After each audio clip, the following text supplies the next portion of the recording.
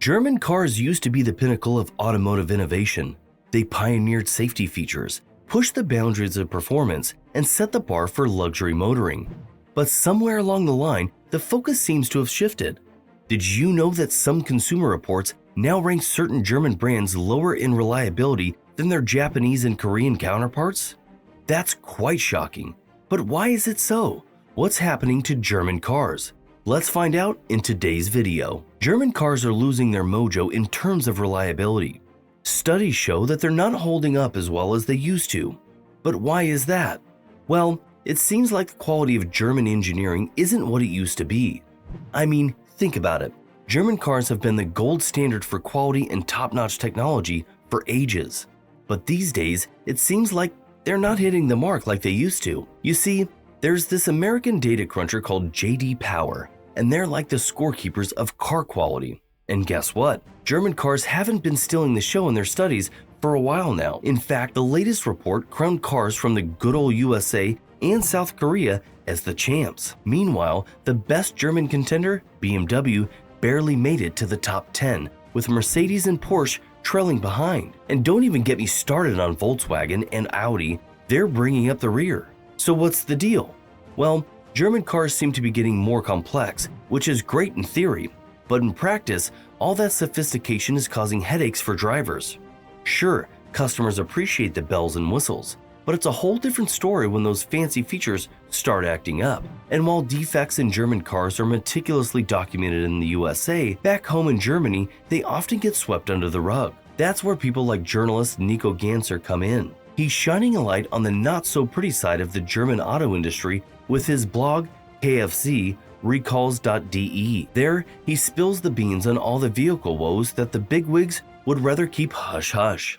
It's no surprise that the Dieselgate scandal, where German manufacturers tampered with exhaust gas values, exploded onto the scene in the US. So when you think of Germany, you think of cars. It's like they're joined at the hip. After all, the automobile was born there in 1886 thanks to Carl Benz, laying the groundwork for the iconic Made in Germany stamp of quality. However, with scandals like Dieselgate tarnishing their reputation, it's clear that the legendary bond between Germany and the automobile industry is facing some serious challenges.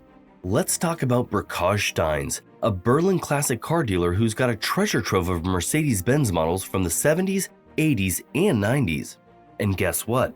In terms of quality, these beauties are miles ahead of the cars rolling off the assembly line in 2023. It's like they were built to last forever, unlike their modern counterparts that might call it quits in 15 or 20 years. But let's rewind a bit. In the 1930s, Mercedes-Benz was already making waves on the racetrack, helping cement Germany's racing legacy. From the iconic Silver Arrows to the legendary Michael Schumacher, Germany has always had a thing for speed and precision. Before joining the world of classic cars, Mario Tyson was knee-deep in Formula One as BMW's motorsport director. And he's got the inside scoop on the Made in Germany myth. It turned out 50 years ago, it wasn't all about marketing hype. The engineers and R&D who called the shots, focusing on good old-fashioned engineering quality. Then there's Tom Fisher, a wizard for restoring classic cars. He knows firsthand that German cars used to be the gold standard for quality. Just take the BMW from 1937. It's built like a tank.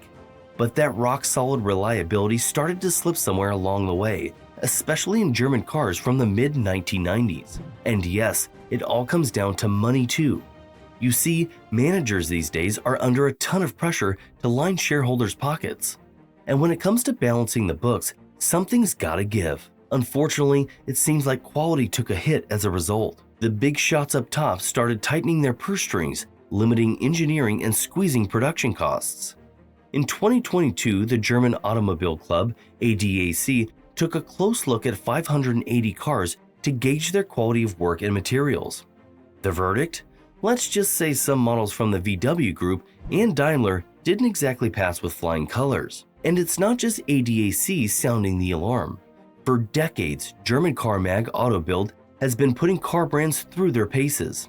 They've got many tricks up their sleeves to rank brands based on quality and reliability. But it's not all doom and gloom. Take the VW Beetle for example. Back then, there was a simple guarantee. You buy it, and it lasts. It's that kind of reliability that made German cars legendary. But with the pressure to cut costs and boost profits, the guarantee might be a thing of the past. Back in the day, they were like the gold standard of reliability. But as time marched on, more and more fancy tech found its way under the hood. From souped-up motors to assistance systems to all sorts of digital wizardry. It was like the cars were getting smarter by the minute. But all that fancy tech doesn't necessarily mean German cars are as reliable as they used to be.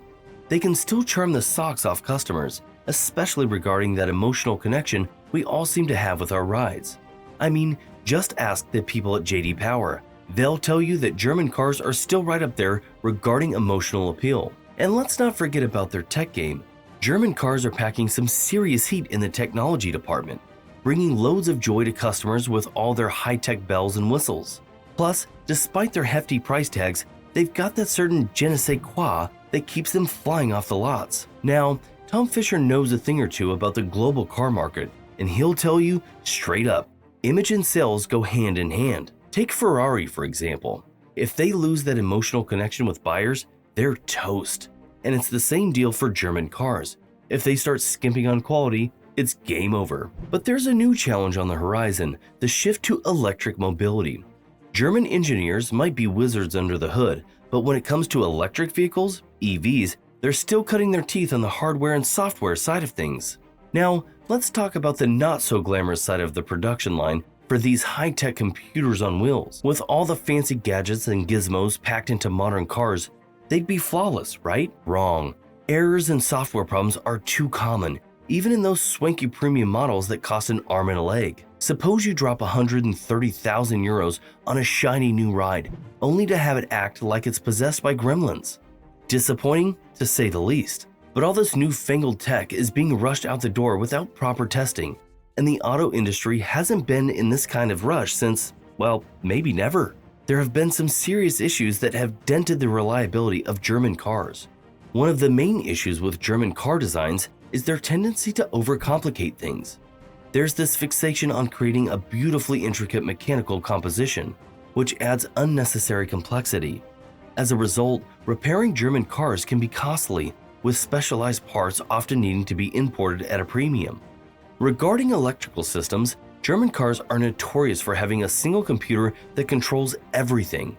While this may sound efficient, it also means that a problem in one area can cascade into issues elsewhere in the vehicle. Take BMW's iDrive system, for example. It's been causing headaches for drivers lately, along with other communication computers that seem to have a mind of their own. Plastic usage in German cars has raised eyebrows among car enthusiasts, and for good reason.